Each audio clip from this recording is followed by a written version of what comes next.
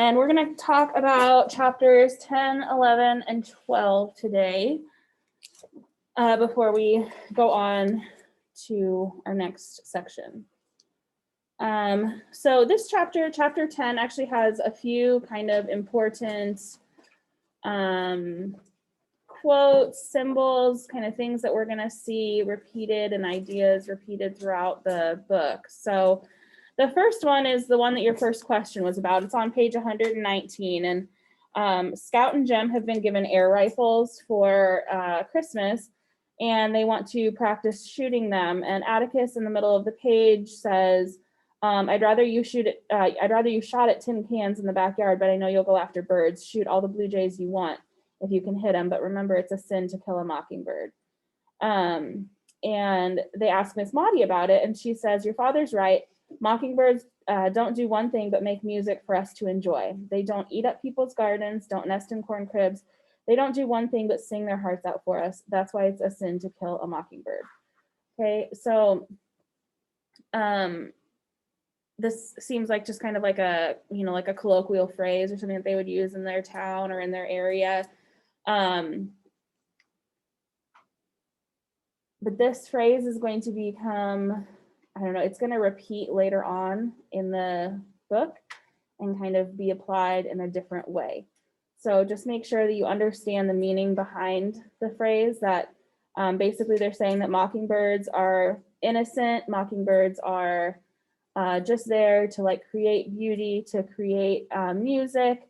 They don't harm anyone, so it would be a sin to harm them. Okay. The rest of this chapter is really taken up with this story of Tim Johnson. So what is Tim Johnson, or who is Tim Johnson? It's a dog. Yes, he's a dog. Sometimes people get, I don't know, Tim Johnson, Tom Robinson. Sometimes people like get a little bit confused with the names, but Tim Johnson is the dog, right? And what's going on with him? He has rabies. Good, he has rabies, right? They describe him as a mad dog, but he's like kind of, I don't know, they talk about, he's like not walking in a straight line. He's like twitching, right? So this was considered something pretty dangerous at the time because you just didn't know what a rabid dog would do. I mean, same with today, you wouldn't know. But you wouldn't want to get in their way. So like the whole street shuts down, right? And then Heck Tate, he's the sheriff. Okay, he comes with Atticus, and they see the dog walking along the road, and Atticus tells him, basically to take a shot at him because who knows what he's going to do, right? Like he's, again, veterinary medicine was not what it is now, okay? So there was nothing that they could do but other than put him down. But Heck has Atticus do it. And what do we learn about Atticus in this chapter?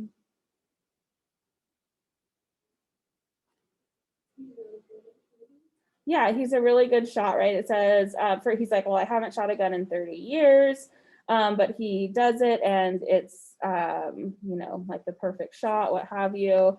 The kids learned that they used to call him,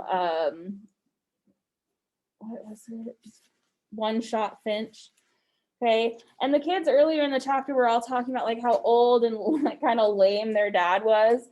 And after this happens, they kind of change their opinion and are like, oh, okay, our dad's pretty cool, right? They think it's pretty cool that he can do this, but he's really not proud of it. He just says that it's a God-given talent, and, it's not, it gives him an unfair advantage over most living things, is the quote. So he doesn't really pride himself on this.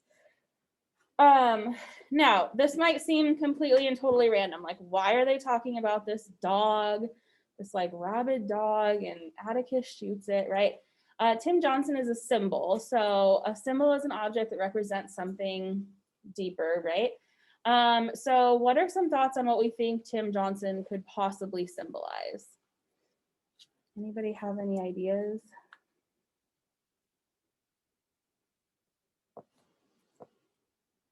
And there's not always necessarily one right or wrong answer. Like, as long as there's textual evidence to support it, literature is very subjective. So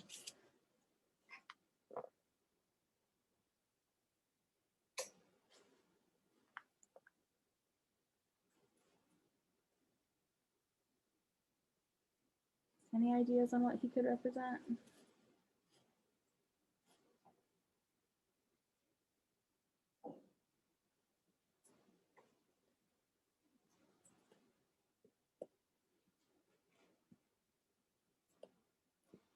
I know this is kind of hard because symbols are hard to figure out.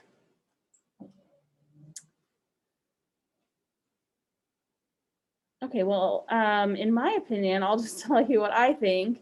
And again, literature is subjective, so not everyone would agree, and that's okay. They're just, as long as you have textual evidence to support your opinion and support your analysis of the literature, it's fine. You just can't be like out in left field, right? You can't be like, oh, he symbolizes an angel. Like there's no evidence for that, right? So as long as there's evidence to support it, or you can argue why there's evidence to support it, then you could make the argument. So my thought is that Tim Johnson is a symbol of like the racism and prejudice in the town, right? He is threatening the town, right? In the same way that their prejudice is, I don't know how to say this, particularly with like the court case and everything coming up with Tom Robinson, they're going to all start to be pretty nasty to each other. And so this like prejudice, this racism is really kind of like threatening just sort of like the peace of their town, right? We've talked about like Maycomb is a tired old town, like nothing really happens there. But because of this trial, all these things are kind of getting stirred up, and this is sort of threatening to that. Atticus then, as the person who is taking on this trial, right, is taking Tom Robinson as his client. Atticus is sort of the only person in the town who's willing to confront this problem, right, or this threat to the town. So Heck Tate is the sheriff. He like kind of wants to help, but doesn't think he can, right, which we'll continue to see throughout the book, that he like wants to help Tom Robinson, but doesn't really know how to. But Atticus is like the person who can confront and is willing to confront this problem head on, right? So that's my analysis, but there are different ones. So, and again, this was just take a guess, like this question on your assignment. So as long as you put something down, it's fine, okay? You don't have to like go change your answers or anything. All right, any questions on chapter 10? Okay, so then chapter 11 is this chapter about Mrs. DuBose. Okay, and again, some can kind of seem out of left field a little bit, like why are they talking so much about this old lady? But it really ties in thematically, especially to the theme of like courage and like facing difficult situations. So who is Mrs. DuBose? How can we characterize her? How can we describe her?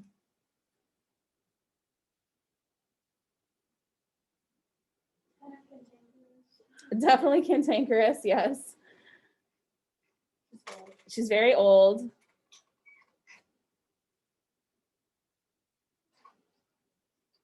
She's kind of like aggressive, right? She'll sit on the porch and like yell at the kids as they walk by, always has an opinion, right? Doesn't like that Scout wears like pants, like overalls. Thinks Atticus just like lets the kids like run around wild, right? Thinks that it's a shame that their mother died because she would have taken better care of them, all of these things, right? And they take it, right? We talked about how in the 1930s, like the social norms were to respect, children would respect older people and would not be able to like talk back to them really. That would not be acceptable. So even though she says these kind of nasty things to them, they just kind of have to like brush it off and keep going. But Jem finally loses his temper, right? What makes him lose his temper?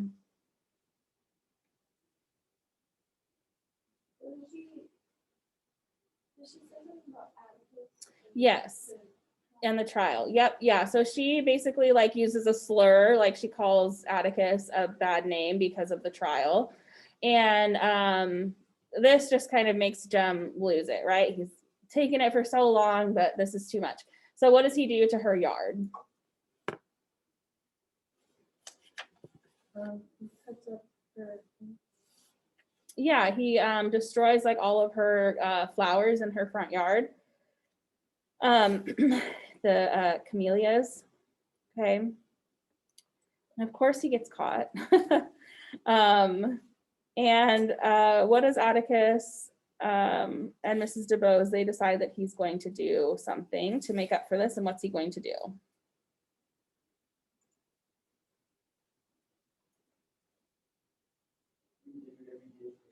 Yeah, he has to read to her every day for a month. Okay. And the descriptions of her are pretty, right? She's an old, sick lady, so she's definitely, she's struggling. But in this chapter, we learn that there's a reason that she wants to have Jem come and read to her. And what is her reason for wanting him to come and read?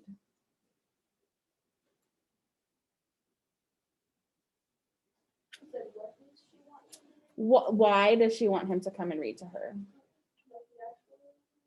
Yeah. Oh, because she's trying to get over her. Good. Okay. So she was a morphine addict. On page 147 at the bottom of the page, Atticus tells Jem, Mrs. DeBose was a morphine addict. She took it as a painkiller for years. The doctor put her on it. She'd have spent the rest of her life on it and died without so much agony, but she was too contrary. Atticus says, just before your escapade, she called me to make her will. She only had a few months left. And then on page 148 at the top, she said she was going to leave this world beholden to nothing and nobody. Jem, when you're sick as she was, it's all right to take anything to make it easier, but it wasn't all right for her. She said that she meant to break herself of it before she died, and that's what she did. So he would come and read to her just to help distract her from like the withdrawals, right? The symptoms of withdrawal. And so the bell would ring. That was when she would get her next dose, and they gradually like read for longer and longer as she like weaned herself off of it. Okay. And then Atticus on page 149, this is another important quote here. I wanted you to see something about her. I wanted you to see what real courage is, instead of getting the idea that courage is a man with a gun in his hand. It's when you know you're licked before you begin, but you begin anyway, and you see it through no matter what. You rarely win, but sometimes you do. Mrs. DeBose won all 98 pounds of her. According to her views, she died beholden to nothing and nobody. She was the bravest person I ever knew.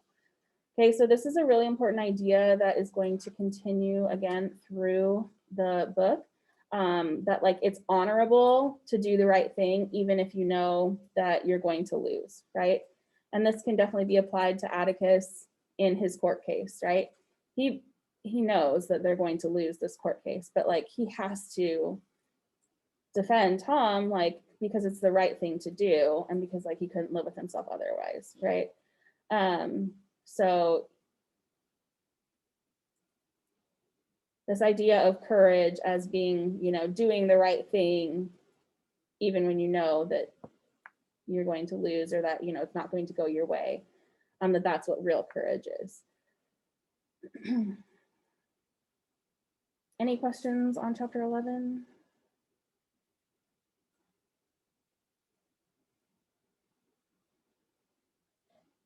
Okay, so then let's look at chapter 12.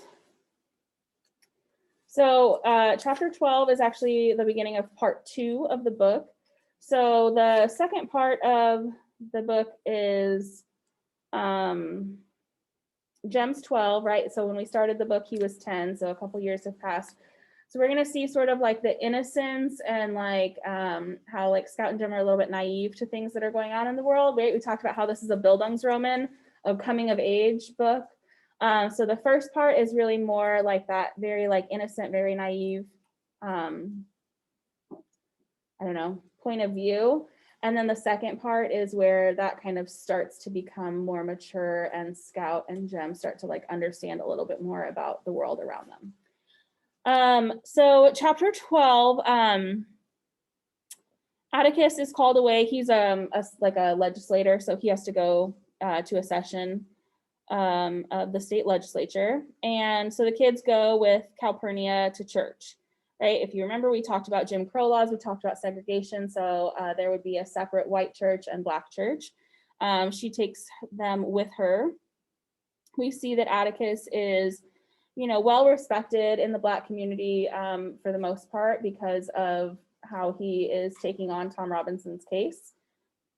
Okay, and we also see again the prejudice in the community, like Tom's wife. We hear a lot about how his wife Helen can't find work because no one will hire her because of the association with Tom and what he's accused of, right?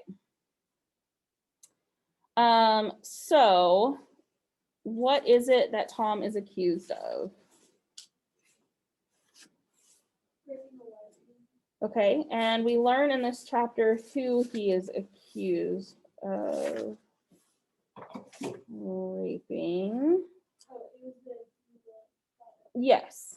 Okay, at the bottom of page 164, it says, old Mr. Bob Ewell accused him of raping his girl and had him arrested and put in jail.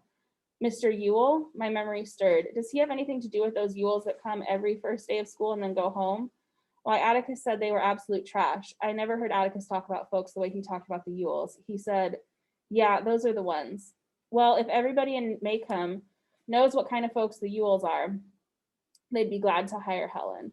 And then she goes on. So what do we know about the Ewells in addition? Scout just said it's the family that only comes on the first day of school, but what else do we know about them?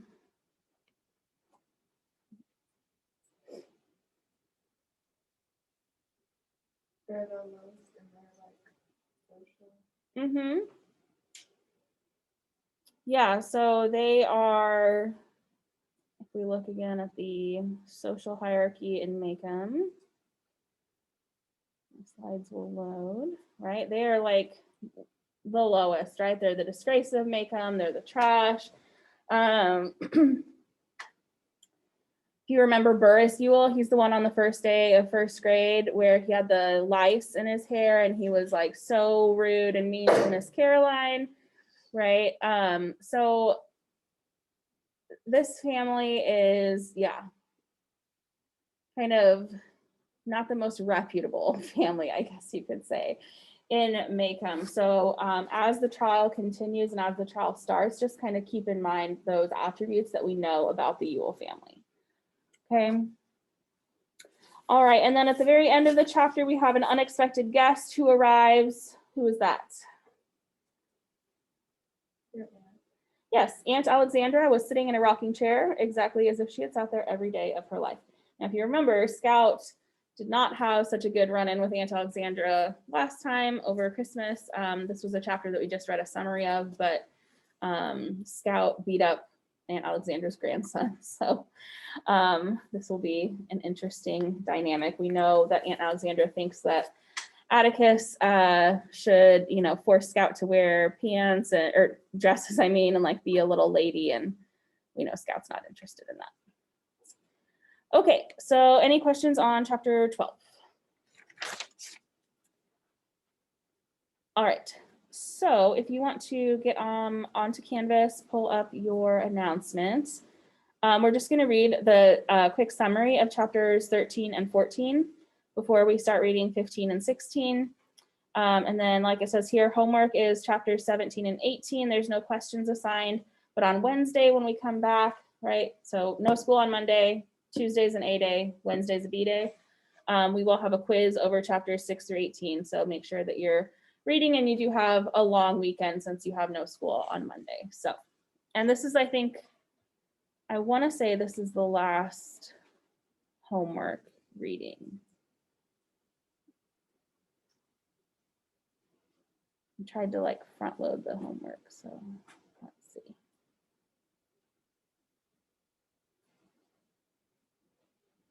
Yeah, so after this, then you won't have any more reading homework unless you just don't finish something in class, okay? All right, so chapter 13 and 14. You wanna pull it up? Okay, so in chapter 13, we just sort of learn why Aunt Alexandra is here. She's going to come and stay with the children for a while. She wants to give a feminine influence to them, right? Their mother has died, and she wants to kind of, have a better impact on Scout, who she thinks is not ladylike, right? Everyone's really happy to see her, right? Remember, the Finch family is like a very well-respected family in Maycomb. And so she immediately falls into like the social circles of the town.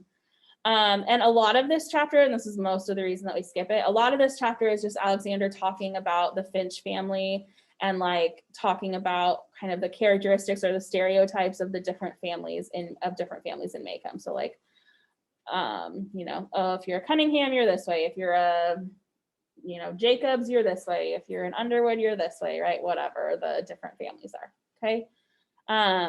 So she's very obsessed with the social status and that social hierarchy to a much greater extent than Scout, Jem, or Atticus are. Okay, chapter 14 then is just kind of talking about like the ostracism that the kids are facing because of Atticus taking on this case. So they get like whispers and glances. Scout asks Atticus what rape is because Calpurnia, she had asked her in the last chapter, in chapter 12, and Calpurnia was like, you can ask your dad about that. And then the subject of their trip to the church comes up. So Aunt Alexandra does not like that Calpurnia took the kids to church and tries to get Atticus to get rid of Calpurnia because she's like, I'm here now, I can take care of the kids. But Atticus refuses. So, the kids and Atticus do see Calpurnia like as part of their family, right? They care about her. They want her there, and he's not going to get rid of her. The only other thing that really happens in this chapter is that Scout finds something under her bed, and it's Dill. So he's run away from home. His mother and his father, her new husband, right? So his like new stepfather are not paying enough attention to him. So he ran away, took a train, kind of hitchhiked the rest of the way to Maycomb. This is one of the points where we really start to see Jem maturing because instead of just continuing to hide him like he might have a year or two ago, he goes down and he tells Atticus what happened. Atticus gets him some food, goes and tells Miss Rachel, and then Dill stays over basically the night. And that's the end of this chapter. Okay, so this just basically brings Dill back to Maycomb because he's going to be there for the trial. So it's kind of just a plot device to get him to Maycomb, even though it's not summertime. Okay, so that's pretty much it for chapter 13 and 14. All right. So